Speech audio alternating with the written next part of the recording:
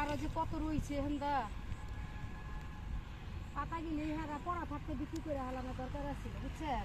আর একটু ছোট থাকলে বিক্রি করলে ভালো লাগতো, একটু বেশি একটু বড় হয়ে গেছে কেনা,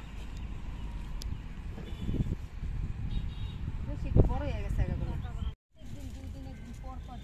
না এর খেতে শাক দিতে লাগে না, পানিটা দিতে লাগে, পানিটা দিতে লাগে হুক না। শাক ওইটা তুলেন আপনি, আমি উঠামো না ওই শাক, আমি পুঁই শাক লম ওইটা উঠান আপনি, আমি ওই শাক নিব না, ওই শাক খাই না। নাটক করতে আইছ?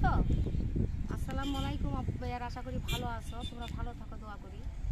তোমরা যারা দেশ বিদেশ বসে আমার পুরো ভিডিওটা লাইক দিয়ে সাবস্ক্রাইব করে দেখো, তাদের আদর আর ভালোবাসা থেকে জানাই। আজ একটা সুন্দর ব্লগ নিয়ে আসছি, তো দাঁড়া খেতে আবার আসলাম।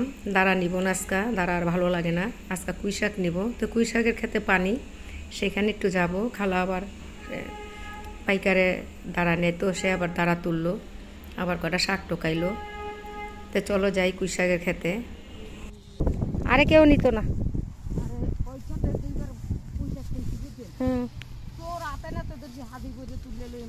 আচ্ছা দেখেন কত শয়তান, এটি শাক না, এটি হলো গিমানা, এটি দুবলা। খেতে আবার অনেক পানি, তো আজকে আমি নামবো না, যদি যোগ থাকে, ছোট ছোট যোগের বাচ্চা থাকে, এই বয়ে আজকে আর খেতে নামবো না আমি। তো খালাই নামবে, পানির ভিতরে সব শাক আজকে কুচি শাক। এটি তো পাতাও নাই রে খালা, পানি ডুবা সব শাক ডুবা গেছে গা, এগুলা ঝোঁক নাই, ঝোঁক এই পানির শাক মজা লাগবে রে খালা। ও মা পাতার মধ্যে এই পোক আছে আবার খালা, কানা দিলেও না, কানা গিলি লইলে আবার খালাইতে কষ্ট হইব।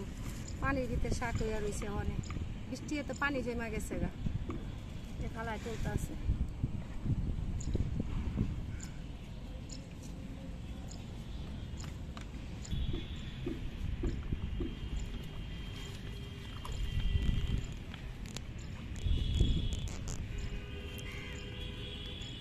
পানি থেকে নিষেধ করছি কারণ আমরা কুই শাক তুলছো, পায়ে কাদা লাগছে না?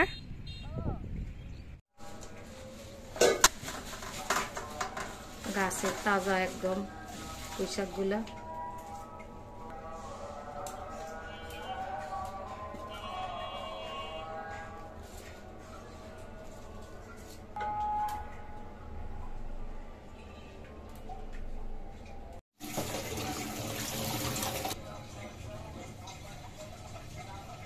একটু লাগবে বাস।